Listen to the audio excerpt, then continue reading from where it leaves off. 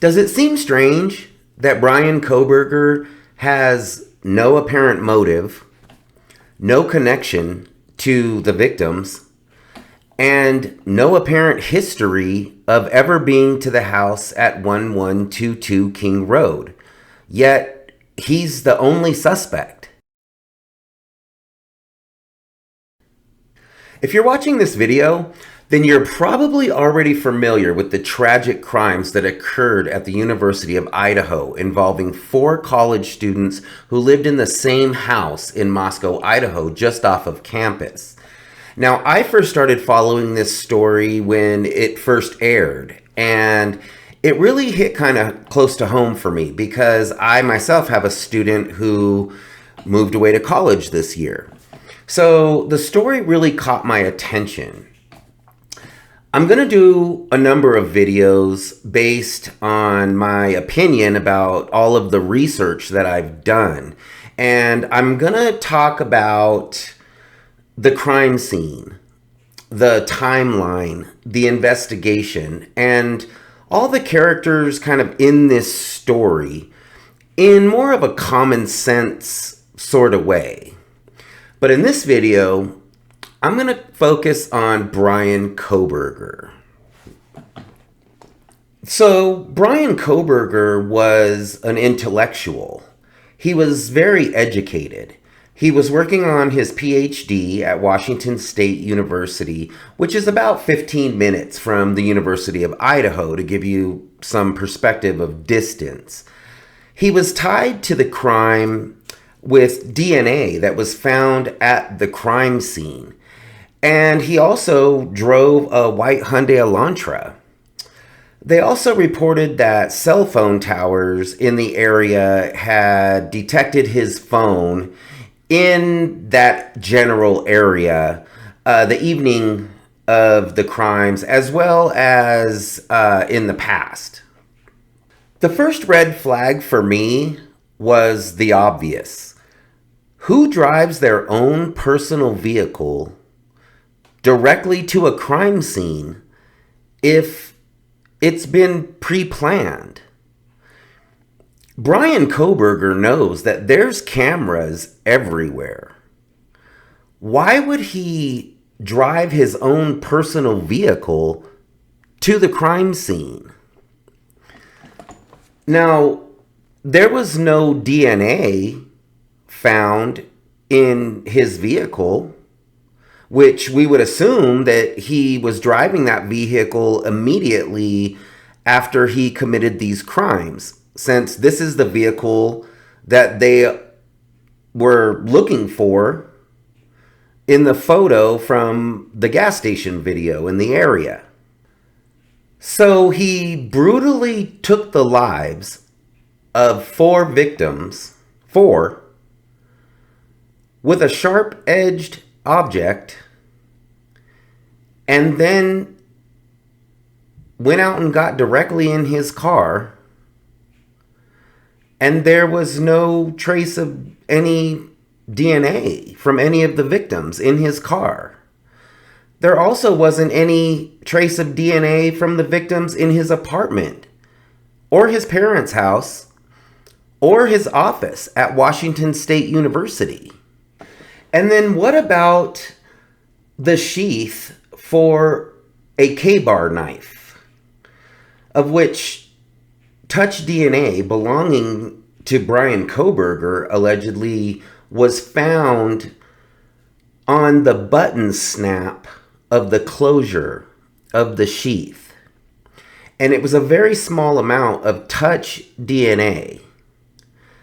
But then no other DNA was found belonging to Bryan Kohberger anywhere else on the knife sheath.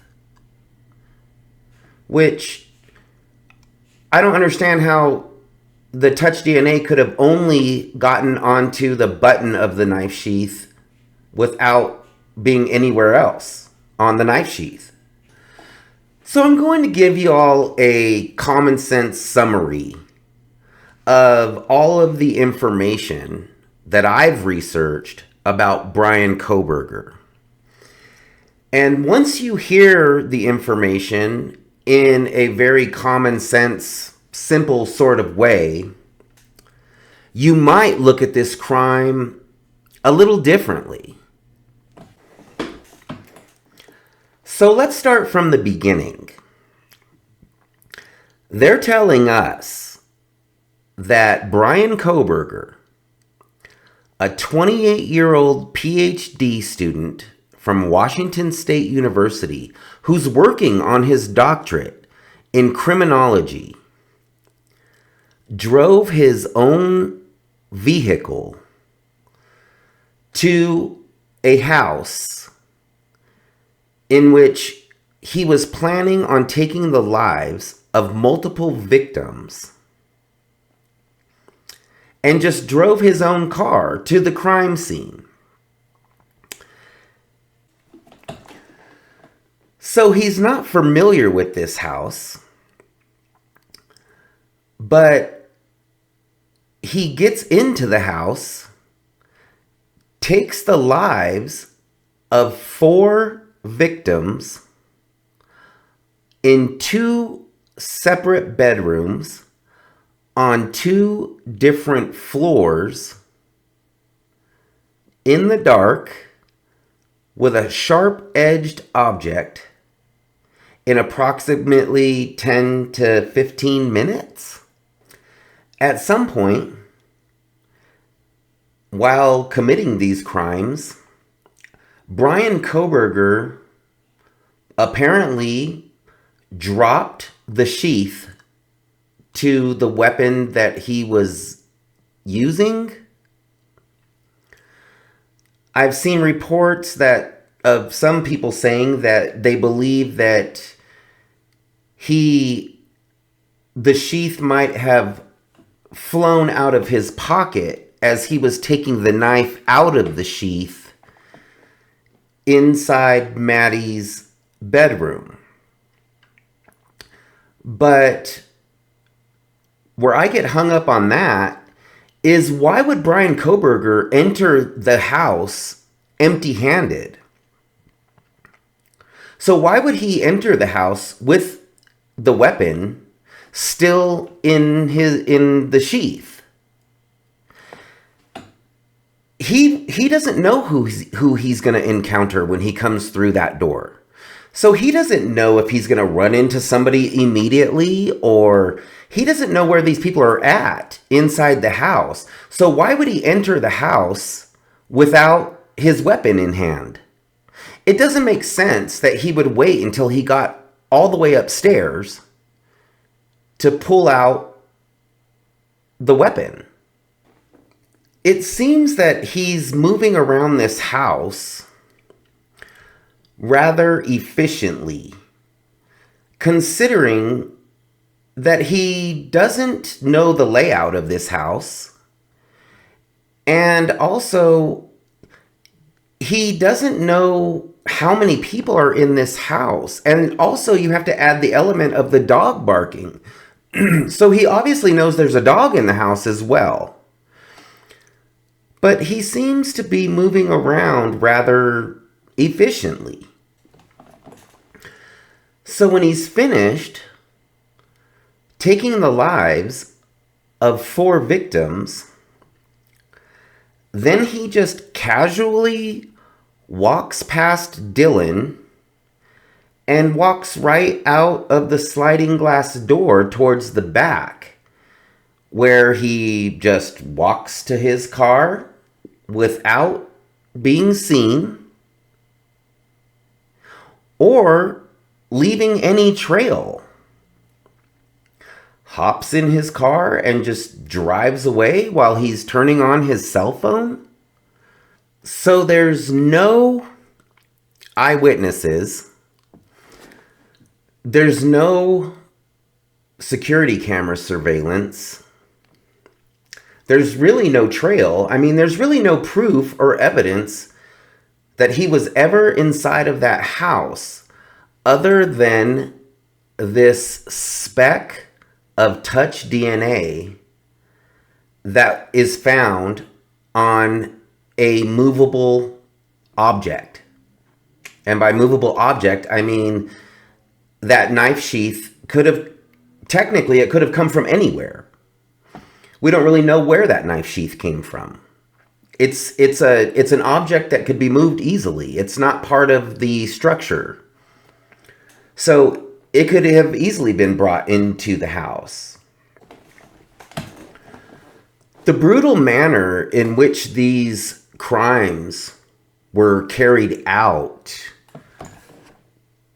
to me, looks like an act of vengeance. It looks like somebody was sending a message. Taking an innocent person's life with a sharp-edged object is very personal. Whoever committed these crimes had to get very close to their victim in order to carry out these crimes. Not just anybody can take someone's life in that manner. It takes somebody with a certain mindset to be able to do something like that. To consciously take someone's life in such a personal manner, and not just do it one time, but do it 4 times. I just don't feel like a 28-year-old student with no connection to the victims just decided one night to go out and take 4 innocent lives for no apparent reason at all. Also, why aren't people talking? It seems like nobody's talking. I realize that there's a gag order against the people who are directly involved. But other than that, nobody's talking. It seems strange because if they have their suspect, if they have the suspect that they're confident is the person who committed these crimes, Bryan Kohberger, then why all of the secrecy with the gag order? And why isn't anybody talking? Is it because people maybe know that the people who are responsible for these crimes are not behind bars right now? That's a possibility. Now, when I first started researching this story and started picking apart a lot of the details, my first thought was that this is drug related. My second thought was that this was orchestrated by more than one individual. So I have a theory about these crimes. And in following videos, I'm going to cover everything from the crime scene to the timeline to a lot of the characters who are involved in this story. And I'm going to approach it from a common sense point of view. Something that makes sense. So please like and follow my page, and let's get down to what's what with this whole thing. See you soon.